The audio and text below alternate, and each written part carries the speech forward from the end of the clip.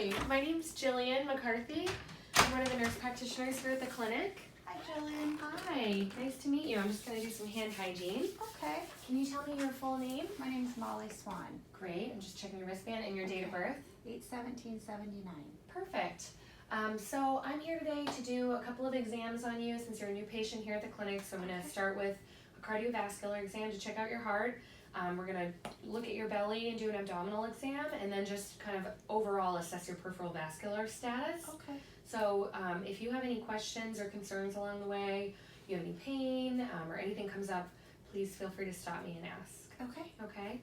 So I'm going to go ahead and start with the cardiovascular exam. All right. Any issues recently? Have you had any chest pain, any palpitations, shortness of breath, dizziness? No. And no complaints, no concerns? No, everything's Great. good. Perfect.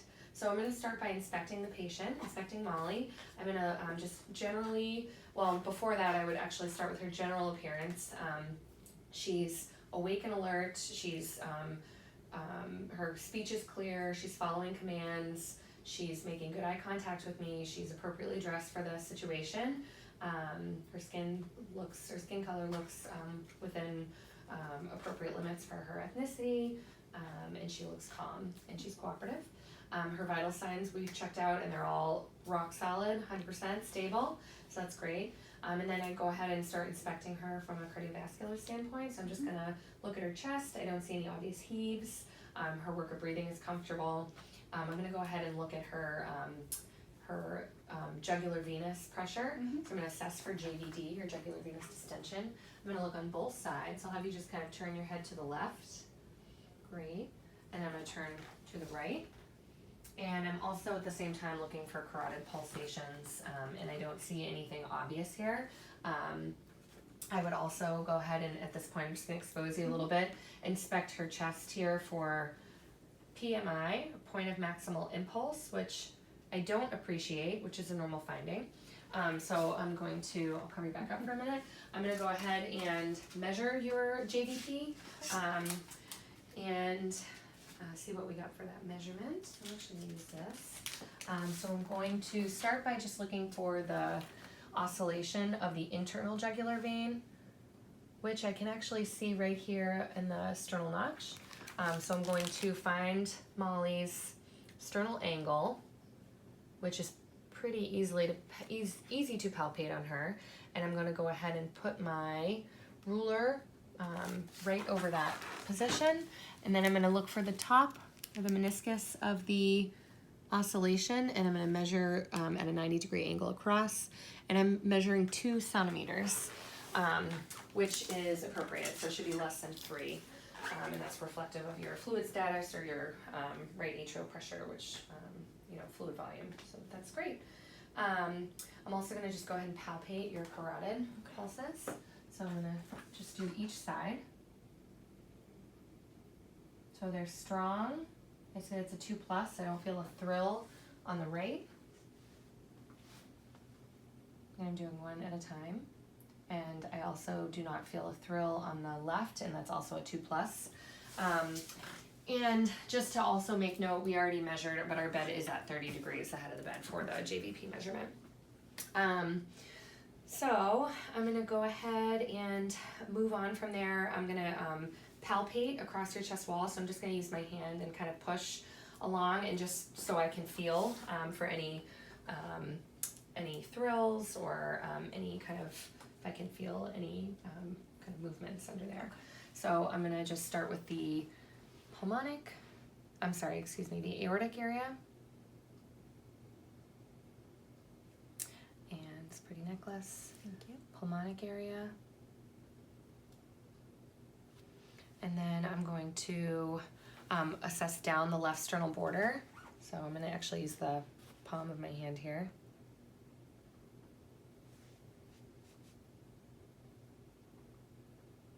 And then I'm gonna actually palpate over the PMI, or the mid-clavicular line at the 5th intercostal space, which I can actually feel palpating. And I could kind of narrow down the size here. Should be about 1 centimeter to 2 centimeters in width, which I appreciate that it is. And so that's great. So let's see. Moving on, I'm going to go ahead and listen with my stethoscope. So I'm just going to listen across all the areas. I'm going to have you turn onto your left side. I'll let you know when, and then turn back, okay? Okay.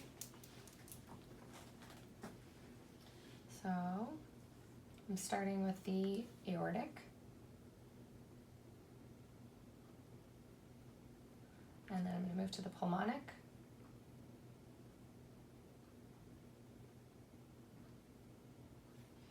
And then I'm going to move down to Erb's point.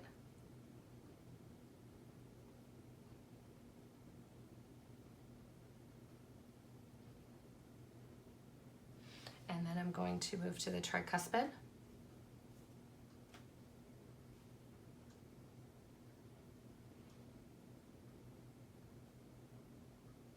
And lastly, the mitral.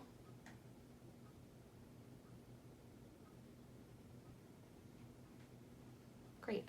So I'm going to have you actually turn to your left side while I have my stethoscope still here.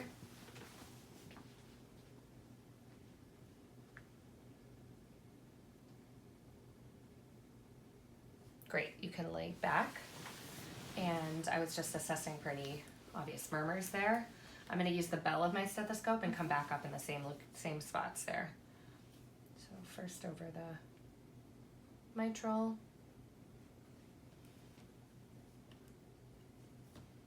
Excuse me, over the tricuspid. Over Erb's point, which I'll actually try and get in here. And then over the pulmonic. And over the aortic. Great. And while I'm here, I'm just going to go ahead and listen to your carotids.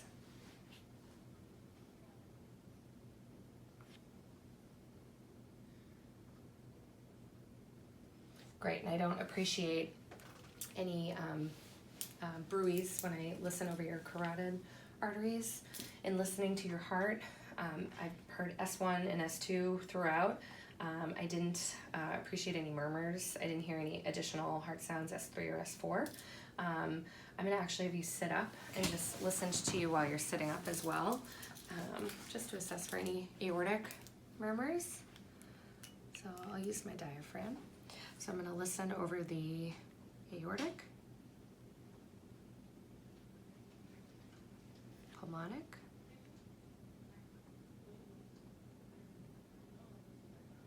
so then the left sternal border,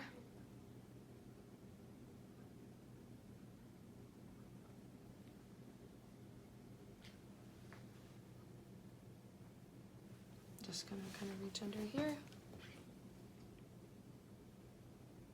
And then right over here, excuse my cold stethoscope in hands. Great. And again, I don't hear any additional sounds or murmurs. I didn't hear any splitting of S1, S2. So Great. you can go ahead and lay back down. Let me just take a peek here. So I am going to we'll skip percussion of your chest only because we already palpated your PMI, so that I kind of know where the location is and we're happy with that. Let's go ahead and, excuse me, 1 second. Yeah, so I think that's actually it for that. Sorry, I'm just kind of catching myself up on our new system here. We have a new system in Always an update in software as soon as you get used to it. What do you do for work? I'm a nurse too, actually. Oh, where do you work? I'm at Boston Medical Center. Okay. Yeah. What area of nursing are you I'm in in? the pediatric emergency department. Oh my goodness. Yeah, busy time of year. Yeah, Yeah. I bet. That's Yeah. a tough place. Yeah. Parents, kids, Mm-hmm. the All emergency room, everybody's stressed. That's difficult. Yeah. I give you everything credit. beeps. Yeah, I'm sure you guys have plenty of keeps you busy there. Yes. Yes. All right, so let's move forward and go ahead and do your abdominal exam. So I'm Okay. actually going to lower the head of the bed here. Okay. Have you had any issues lately with your GI system? So any problems going to the bathroom, No. having normal bowel movements, Glorious. peeing normally? Yep, like a racehorse. And when was your last menstrual period? 2 weeks ago. 2 weeks ago? Okay. Yes. All right. Great. And normal timing Yes. and everything for you? Yes. Perfect.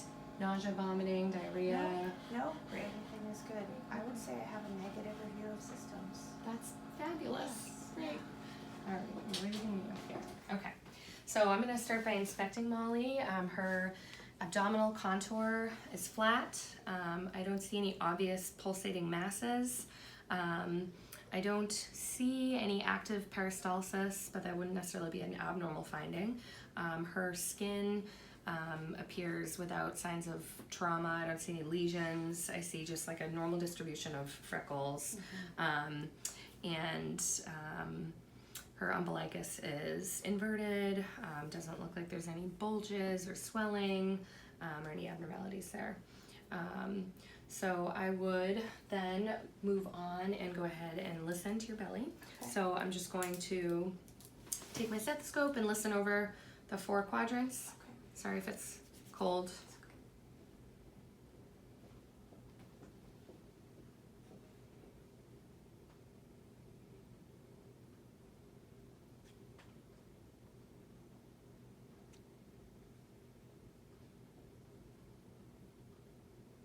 Great.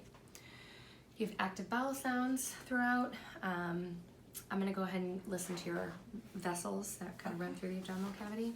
So I'll start with the aorta. Listen to the renal arteries.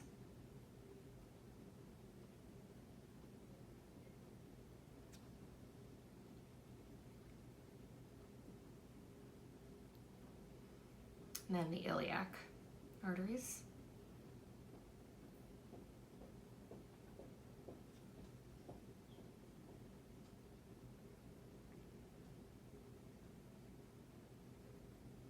Okay, I actually wanted to listen to your femoral arteries, which are a little bit lower here, so whatever you're comfortable with, I can go over your, you're comfortable if I just listen right there? Perfect.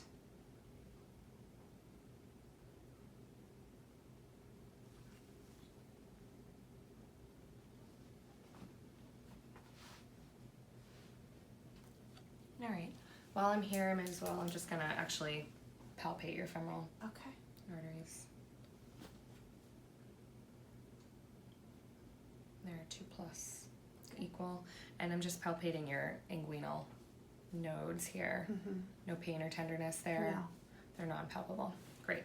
Okay. So your arteries, your aorta, your renal arteries, and your iliac arteries, and your femoral arteries were all free of bruise. I didn't hear anything abnormal there.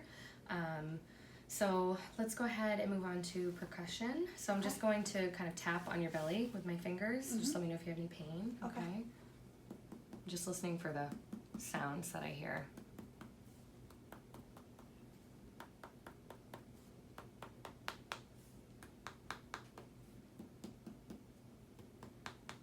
Okay, so tympanic throughout. I'm going to go ahead and percuss to find out the span of the liver. Okay. So I'm going to start low and work my way up.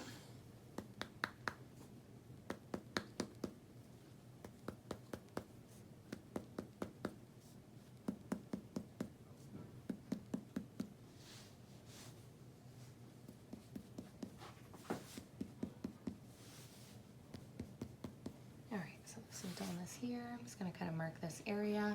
I'm going to start from up here and kind of work my way down. So sorry if this is kind of, this is tricky, a tricky location.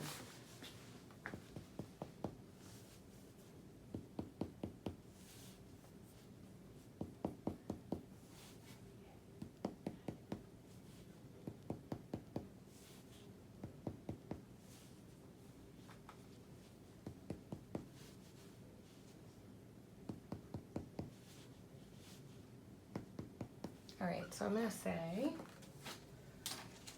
with my measuring tool here, that the liver span was, looks like about 6 to me. Okay. So we'll say that's a liver span of 6 centimeters, which is a normal finding. Okay.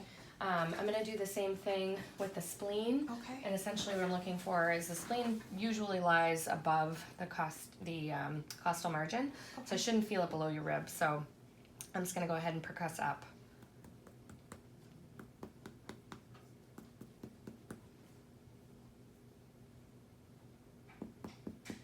Still feels tympanic, sounds tympanic rather.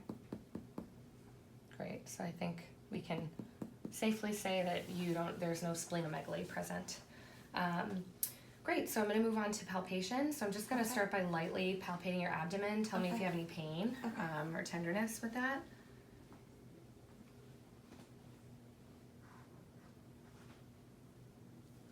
And the patient's not guarding. She's denying pain and tenderness by shaking her head no. I don't feel anything obvious on that initial assessment, so I'm going to go ahead and do some deeper palpation. Okay. So just tell me if you're having pain there, okay? Just going to palpate in here.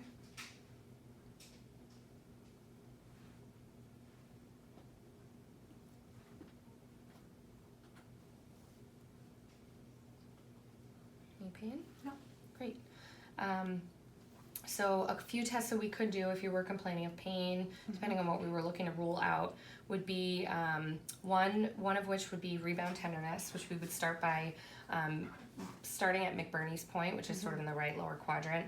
I would push in with a deep palpation, and then you would tell me if you had pain when I released my hands, or on palpation. So you can simulate that. No pain. Any pain? Okay. So that's a negative finding. If she did have pain, it would be a positive finding. The other test that we use is called Rovsing's sign, which would be essentially the same sort of a test, but on the opposite side, on the left lower side. So again, I'd push in, and then I want you to tell me if you have pain here or here. No. Neither. And the pain that you would be feeling would be, when I'm pushing in or releasing, it would be on the right side. That's what we'd be looking for a positive sign for Rovsing's. Who knows? It's a tough word. It's a tough one. So then there's a few other tests that we would do to rule out appendicitis, which is in this right lower quadrant. Okay. The psoas sign, which I'm going to do by, I'll just show your leg here. So you can actually just straighten your leg out for me and keep it there. And I'm just going to ask you I'm going to hold down on your leg here and just push up against me. Lift your whole leg. Great. And if you had pain when you did that, or you weren't able to do that in this right lower quadrant, that would be indicative of inflammation of the appendix. And then the last one for that, I'm going to actually lift your leg up here and hold it up. The obturator sign would be if I hold your knee at a 90-degree angle and then internally rotate your hip. Any pain with that? No pain. No. Okay, great. So I'll just relax that down. Perfect. Few other exams we can do, one of which is Murphy's sign, which is if we were concerned about gallbladder inflammation. We would go ahead and deeply palpate we can use the hooking method, so sort of on the right costal margin border, like epigastric, sort of right in that area. And I would deeply palpate, and as I do that, I'm going to have you take in a big deep breath. Okay. So I'll tell you when. Breath. Any pain? No. Great. So if the patient had an enormous amount of pain or was not able to do that, that would be a positive Murphy sign for indicative of inflammation of the gallbladder. And then lastly, if you don't mind sitting up for me for a minute, I'm just going to have you sit forward, and we would be assessing for at the costovertebral angle, which would be right about here, on both sides for CVA tenderness. So if you can tell me any pain? No. Pain here? No. No. And that would be indicative of any kidney injury or inflammation. Yeah. And that's negative. Great. So lastly, I'm going to go ahead and palpate your liver and your spleen, and also your aorta, the large vessel that runs through there. So let's start with the aorta, just because it could be a little uncomfortable, and excuse my hands, That's my nails. okay. But so I'm going to deeply palpate right in the middle. I'm looking for an aorta that's less than 3 centimeters in width. Okay. That would be a normal finding. So I'm just going to go ahead and palpate down. You okay? Yeah.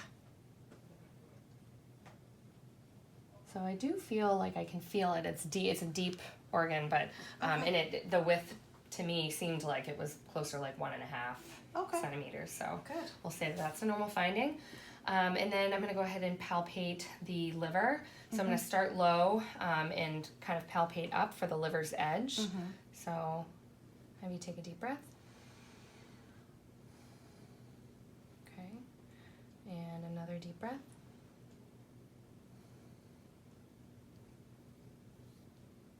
Okay, another deep breath. All right, so I actually did feel the liver's edge, and it's smooth as it moves underneath my fingers as you inspire, and it's being pushed down there. So it's a normal finding. Good. And then I'm going to do the same thing with the spleen, which we shouldn't feel it if for a normal finding, but we're going to kind of make our way across there. So I'm going to palpate across. Okay. And can you take a deep breath? Deep breath. Deep breath. And I don't palpate it, so that's a normal finding. Good. And we already percussed, so we sort of have an idea of where it is in the chest wall there, abdominal cavity. Great. Give me 1 second. I'm just going to take a peek at my notes here. Could you check me for ascites? I drank a lot on Sunday. You read my mind. Yeah. I was just about to take a look there. I drank a lot. I'm worried about my liver. So tell me about this drinking. What do you mean you drank a lot? Oh, I'm coping to get through school. No, I'm kidding. Oh my goodness. Okay. Oh, you're in school too. Yes, yes. Okay. All right. So you were worried about, you drank a little heavily on Sunday? I drank a bit on Sunday. How often does that happen? Not much since I'm in school. I pretty much just do homework and work. Yeah. All right. Yeah, And you have, what other coping mechanisms would you use instead of drinking? Like typically, I what started do you Pilates. Great. Yeah. which How's I that try to going? Do that 3 or 4 days a week. That's a tough workout. Yeah, I'm really too. not flexible at all, like physically or emotionally. So I'm trying to do some Pilates. Well, we all have room to grow, so Yes. these are baby steps. You're working Yes. on the physical flexibility. Eventually, the emotional flexibility will follow. Yep. All right. Well, in all seriousness, I want you to, know that if you do need to talk more about any issues related to drinking or substance use or just healthy coping mechanisms, we all have our, kind of challenges and things that we need to deal with. So just know that you can, talk to me about it if you feel like there's anything else you want to chat about. And we can check labs too if you feel like they're okay. All right. So let's go ahead and test for ascites, which we could do the wave test. So that would be essentially like if you did have a big belly full of fluid, which I don't appreciate now, we would want to verify what that fluid was and if it were kind of mobile. So we could come on this side. You can just lay flat. You're fine. And then I would just sort of pull on you and we could see the fluid move across. Which would be indicative of like that was fluid, that was kind of moving. The other exam that I actually prefer to do is, so again, percussing. So I would percuss the abdomen, and while you're laying flat, you should have dullness on the lateral sides of the abdomen, and then you would have tympany, or like that kind of hollow sound on the top because the air would rise to the top. Then I would have you roll onto your left side, and then I would go ahead and again percuss up here, where the fluid was, and I would hear tympany in this lateral side in addition to like kind of up here, and then down here would all be more dull because it would be fluid there. So either way, that's what we would do to assess for ascites, which I don't appreciate that you have an enormous amount of that. So, Thanks. Great. Lastly, I forgot one other thing I wanted to do. As I was listening, I forgot to listen for any friction rubs over your liver and spleen, so I'm just going to do that real quick before I move on to peripheral vascular. Just kind